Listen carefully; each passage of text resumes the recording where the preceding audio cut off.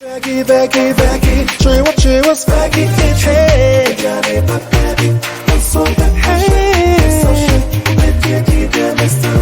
Vegetarian diet, papa.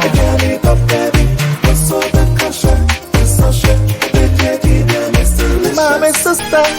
Hello family, so I welcome you all back again to Kyerewaa's Veggie Kitchen. If you are new here, welcome, and please don't forget to like, share and subscribe to this channel. And to my old subscribers, I welcome you all back again. Thank you for coming back to watch this video. So on today's episode, I'm going to host someone. Yes, Kyerewaa hosts another, and the person is my mama. Yay!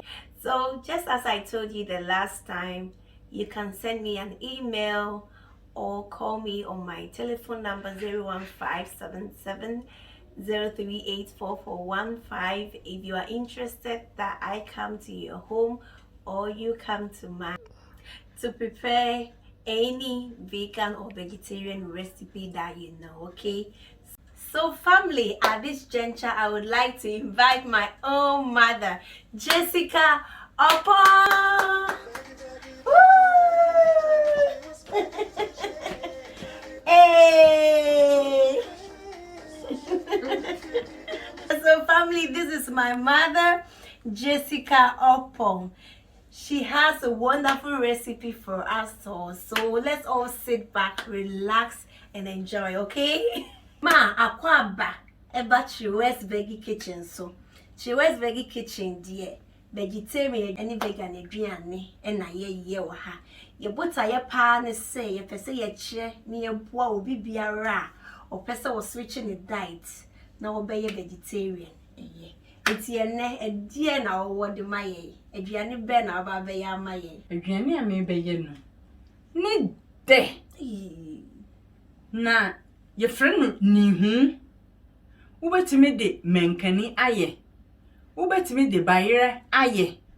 Ubetimi susu de kartoffeln so aye. Ye potatoes. Ane. Utimi de ma akra. Wo sha de di ase. Ema ni di. No odi so wo ye kama. Ani abusiafo ma suma o aduane baako utimi de potatoes ye utimi de bayere ye utimi de menkani ye afen so so kra wanka se waduane a wo bedi so akra o sate aduane so wo de mani didi a se ne ne ho atoye yo enti mo bi anko ba bia bia antena se na mo hwem. Nnuhuu a me be ye no. Me tomatoes. Ena mi jeni. Ena me meko. Ena makakaduro nsusu ni. Ena me garlic nsusu enie. Ena me carrot nsusu enie me freeze. Enu nti na ama ho no ayesa no. Me jane kokko nsusu enie me twitwa dada.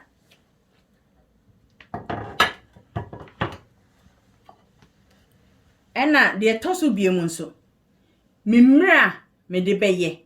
Eno nsusu enie ni nyina ebeka ho.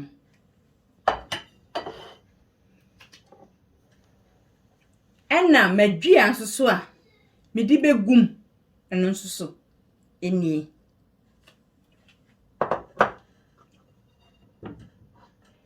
Ena me menkan na me kasa me di beye Nnuhuu no eno nsusu enie. Ma wo horo ho ma ye ho bibia kama. Ene ma me de kire mo nyina no ma wo horo ho kama. Ena de etwa to nsoso enwo a de beye no eno nsoso eni. Eno nti me be start na ma ye me Nnuhuu.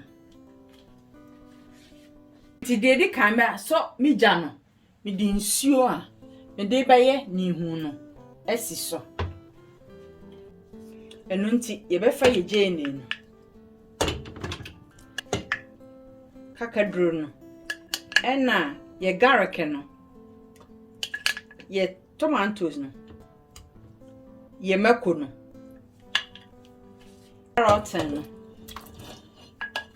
yebefa na yede asi so ebehu afa so be 10 minutes ni asa beyi enu nti me sensene menkan no ti minwie no na ehu afa so awi na ya to aso nti mama Kyerewaa aba beboa me na ya starte asensen na menkan no sa wo sensena tambi abetwa ba bia ni ti no ena wo se wutwa na na to ha no de de panti wo sensena ye hweyie pa ntwa ntontwene Kyerewaa aha no de ni kwanse wutwa de ho no na aduane na ho na baby no ewo no de pa nti aha na yebetwa ato atwe ene ebusiafo yesua de foforo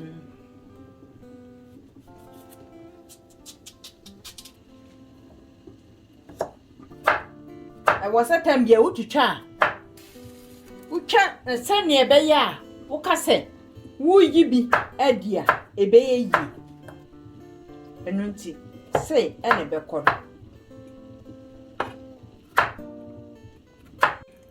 nti sese no ye ba aba be ye carrot ne tomatoes ni je no na yam no brandem mon hwe sese no carrot no tamwa ye de gumu on ye de gumu no na ye freeze nti na ekire na ye tuntum ye no aye no tuntum no ekọ enu nti ye be yi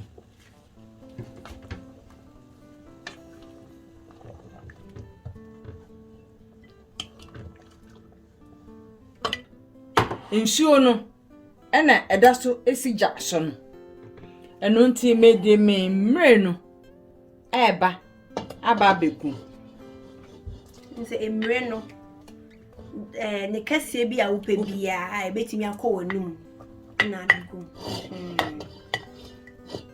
na mama ade nti na nsuo no ye nhwe hu da biema no a ye no aye no ehu nsuo no ede to wode no susu wo mu susu wo mu a eye kama enu nti ene ye sa so ede aye ni hu ti se ye nte se enkwan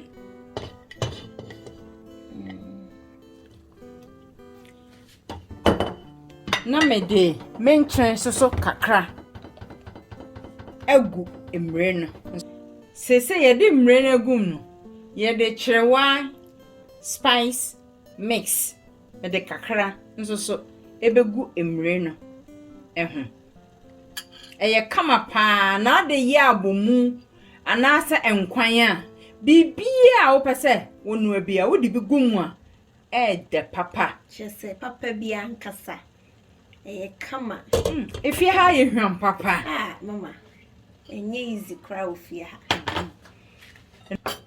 say carrot any jane any tomatoes ni any makono ye be nde na ye de agu no ehu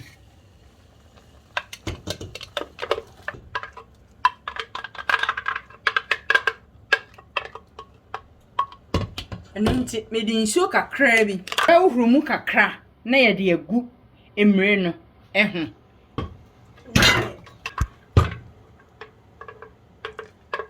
ye mo hwede ani no aye ye menkan no so ye de ebegu ye nkwan no emu na ye hwe ye nkwan no so a nkwan no ehu kama enu nti ye de ye menkan no ebegu enkwan no susu afei ne ya twen kakra ye bekata eso ama no ehu kakra kakra bia ne ya benum sese ye de esiso 15 minutes nti ye bie so na bra ye bie so na yenum emu kakra sa we ye no anum a ebetumi ahye wase on say emre no abne ene menken no abne kama nti sese no ye beyi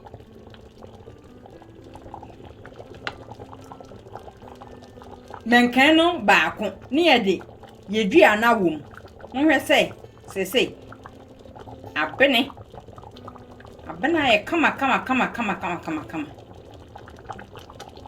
Enunti. Ye befa ye efi a enka wo mo de kwantere. Ebetwi menkan no kakra. Ye de ye befa we na ye de atwi no kakra bi. Se na ebeye a eyi ni bi menkan no bi ebe ye mre kakra. Sima hu se de misi ye no.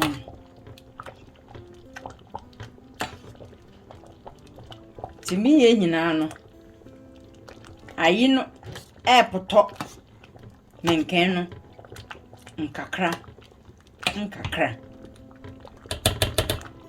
Ti ewi a ebejan ama nasi eja no so kakra.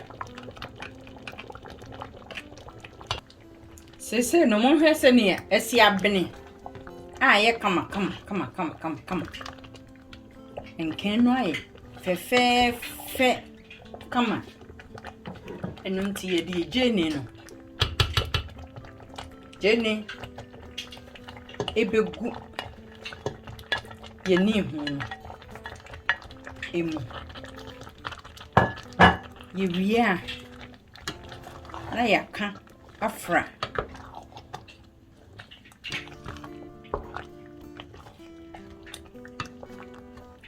Enu de enche kra.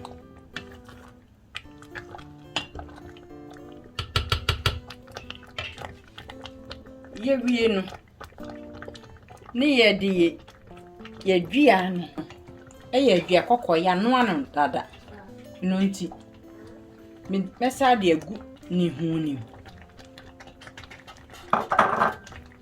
me de agu ma wiye no menum kakra. Mi wiya na me de yanwo no so agu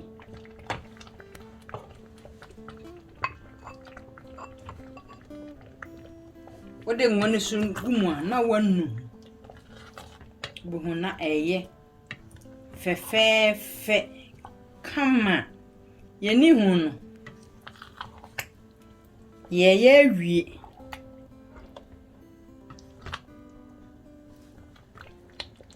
ede enwone kakra gumu no kakra kawo eyi nase ti me de ba begu aduane no enyi na aye kama. Simo hu se ne esi hu se ye wie abene kama. Moshe nakono. Aduane. So family, our Nuhuu is done. This food was prepared by my own mom, Jessica Opon. She did a wonderful job.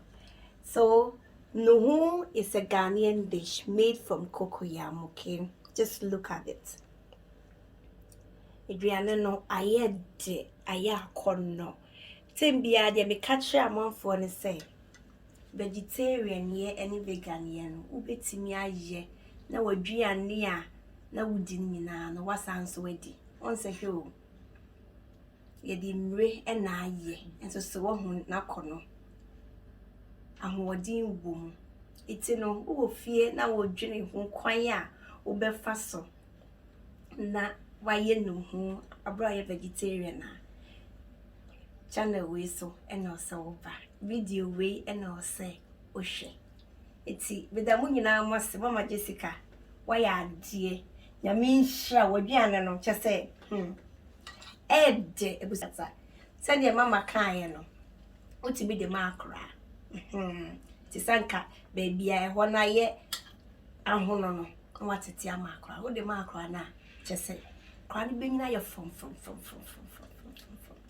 We have this wonderful gift from my whole team, and we are going to present this to Mama Jessica Opon for honoring our requests and allowing us to come to her home. Okay, it's Mama.